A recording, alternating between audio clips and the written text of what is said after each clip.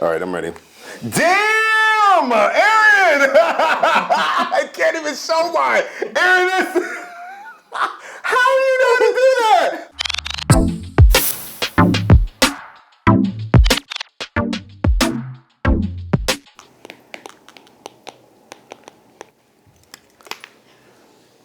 Yeah, so we were at Sony. Yeah, we're Sony. Yeah, the first time I saw him, and I just ran up and I just gave him the biggest hug, and I just knew I was just gonna love this man. I was so happy and thrilled that Bryan stepped onto this job. I had just stepped on, and then I didn't know who the next character, who Lemon was, and because I couldn't figure out this character without my other half. You know, we are two peas in a pod. We're like they're partners, they're brothers. I needed to know who was gonna play Lemon.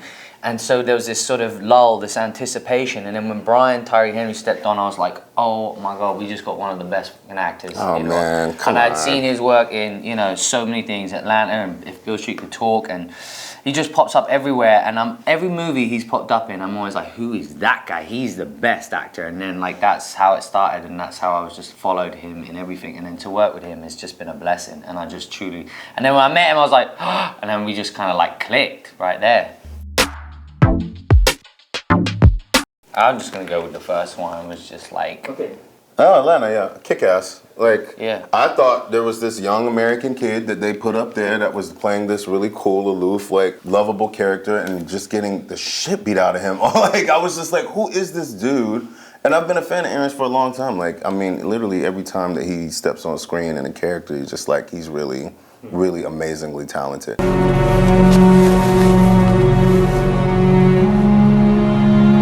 Bryan is not that person, you know what I mean? Yeah. And when you meet actors who genuinely embody different characters, it was when I saw that, and then you see him pop up in another movie, and he was doing really beautiful character pieces. And If Beale Street Could Talk, that moment by the table is a masterclass in acting, and it's just one scene, and it just absolutely crushed me. And that's because of him, and he just, that's all I remember of the movie. And when actors do that, and then when you meet them in real life, and there's just Bryan's just full of life and light and optimism, and just gives me he's just full of so much joy. He brings the joy and the music and everything. Thank you. Right, so what's the next one? I'm just playing, you good.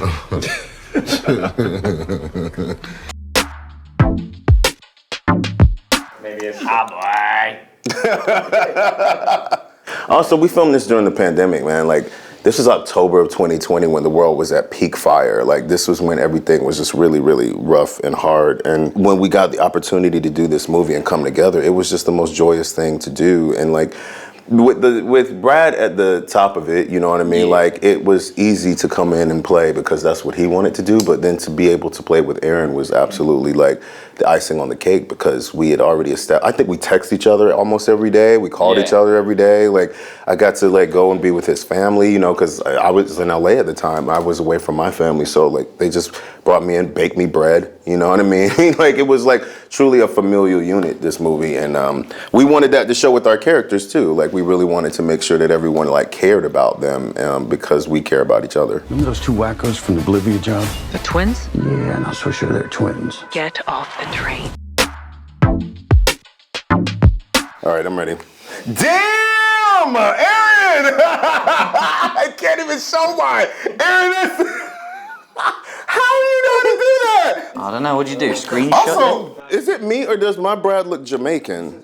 This movie, we're seeing a chapter of Brad just having the time of his life, you know what I mean? Actually the culmination of him coming to this place of ease, and just wanting to have fun. So Brad, he produced Kick-Ass, and I met him ages ago, and he's always been just modest and humble human being. There's such a humility with him, knowing that we're gonna step onto this. I think when you step on with someone like Brad, who's got a lot of weight and notoriety and experience, and he's a legend, I think you don't know if you should be tiptoeing around people like that, but he's not like that, man. He's all for it, game on, and supportive, and encouraged us to just kind of bring what we wanted to bring to it, and a lot of other actors in a position like that could be threatened by that and be I think we need to chill them down and give me a good line or this and that. He wasn't like that at all. He's very giving and generous. He also wants to be inspired. It's really cool to see somebody who's been in it this long who still is learning and still wants to learn. So